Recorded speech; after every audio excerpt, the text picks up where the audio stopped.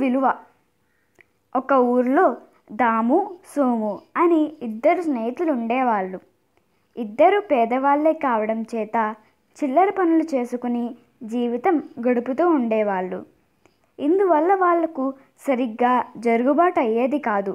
అందుచేత వాళ్ళు కుదురుగా ఎక్కడైనా నౌకరి దొరుకుతుందేమోనని వెతకసాగారు. పక్క గ్రామంలో ఉన్న జమీందారు గారింట నౌకరి కావాలని వాళ్లకు తెలిసింది.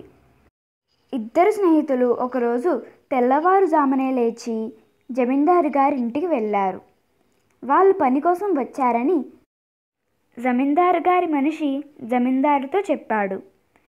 జమీందారు వాళ్ళను చూడలేదు, లోపలికి రమ్మనలేదు. సోమవారం నాడు ఉదయం వాళ్ళిద్దరినీ కనబడమని మనిషి ద్వారా కబురు చేశాడు. ఇద్దరూ కాళ్ళు ఈడ్చుకుంటూ వచ్చిన దారి పట్టారు. మాట్లాడేదేదో ఇప్పుడే మాట్లాడక మళ్ళీ సోమవారం నాడు రమ్మంటాడేమిటి అని సోము విసుక్కున్నాడు. సోమవారం ఉదయం సూర్యాస్తమం కాకముందే లేచి దాము సోము కోసం వెళ్ళాడు. సోము ముసుగు తన్ని ఇంకా నిద్రపోతున్నాడు. జమీందారు గారి ఇంటికి పోదామా అని దాము అడిగితే, తర్వాత పోదాంలే, ఏం తొందర అని గొనిగాడు. నేను పోతున్నాను, కావాలంటే నువ్వురా అంటూ దాము బయలుదేరాడు. జమీందారు గారు పొద్దున్నే రమ్మంటే పొద్దెక్కి పోవడం బాగుండదని అతను అనుకున్నాడు.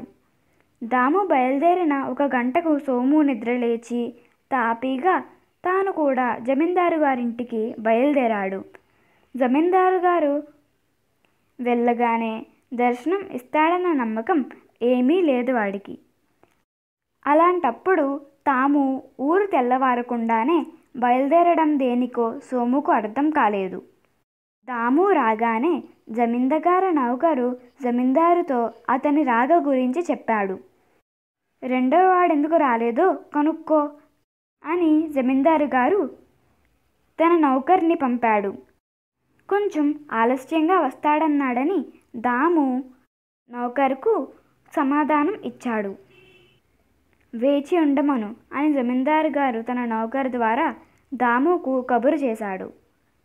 మరికొంతసేపటికి సోము కూడా వచ్చి, నేను చెప్పలేదు, నాకన్నా ముందు వచ్చి ఏం బావుకున్నావు అని దామును అడిగాడు.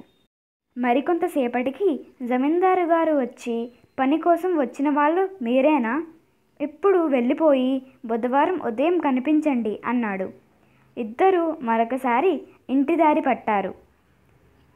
మనని జమీందారు గారు నిష్కారణంగా శ్రమ పెడుతున్నారు. బుధవారం నాడు వచ్చినా ఇదే జరుగుతుంది.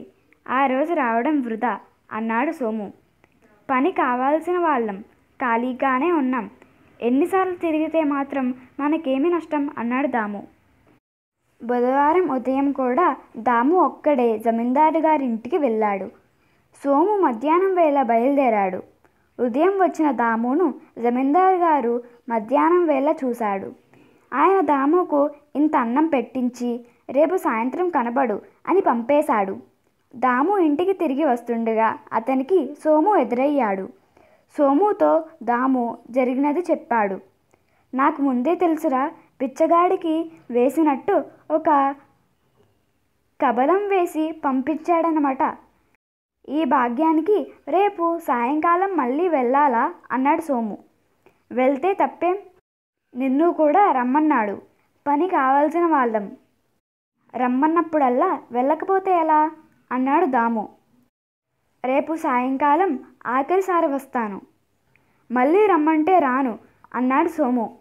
ఆ మర్నాడు సాయంకాలం ఇద్దరూ కలిసి జమీందారు గారింటికి వెళ్ళారు. జమీందారు గారి నౌకరు జమీందారుగారితో మాట్లాడి వచ్చి, మీ పని విషయం రేపు ఉదయాన్నే మాట్లాడతారట, ఈ రాత్రికి మిమ్మల్ని ఇక్కడే ఉండమన్నారు అని చెప్పాడు. సోముకు కోపం వచ్చింది. అతను జమీందారు నౌకరుతో, పని లేదు పొమ్మని అప్పుడే చెప్పచ్చు కదా అని రారదాము అంటూ ఇంటికి దారి పట్టాడు. జమీందారు గారి సేవకుడు లోపలికి పోయి తిరిగి వచ్చి ఒంటరిగా నిలబడి ఉన్న దామును చూసి, నువ్వు ఉంటున్నావు కదా, ఇది తీసుకుని బట్టల దుకాణానికి వెళ్ళి ఒక జమఖానా ఒక దుప్పటి కొనుక్కుని రమ్మని జమీందారు గారు చెప్పమన్నారు అంటూ అతనికి 5 రూపాయలు ఇచ్చారు. దాము ఆ 2 వస్తువులు కొని చిల్లర డబ్బులు తెచ్చి జమీందారు గారికి ఇచ్చాడు. ఆ వస్తువులను జమీందారు తెమ్మన్నది తన కోసమే అని దాముకు తెలిసింది. ఆ రాత్రి జమీందారు గారు పెట్టించిన భోజనమే తిని జమఖానా పరుచుకుని దుప్పటి కప్పుకుని దాము నిద్రపోయాడు. మర్నాడు ఉదయం జమీందారు దాముతో, నువ్వు నాకు నచ్చావు. సోమవారం నుండి నువ్వు పనిలో ఉన్నట్టే లెక్క. నీకు నెలకు 30 రూపాయల జీతం ఇస్తాను. నీ పని ఏమిటంటే మా జమీందారీకి చెందిన గ్రామాలకు పోయి మాకు రావాల్సిన దస్తూ పనులు చేసుకురావాలి. అది ఎంతో ఓపికతో చేయవలసిన పని. పని బాగా చేశావంటే నీ జీతం క్రమంగా పెంచుతాను అన్నాడు. దాముకు పని దొరికినందుకు సోము తన తొందరపాటుకు చాలా చింతించాడు. ధన్యవాదములు.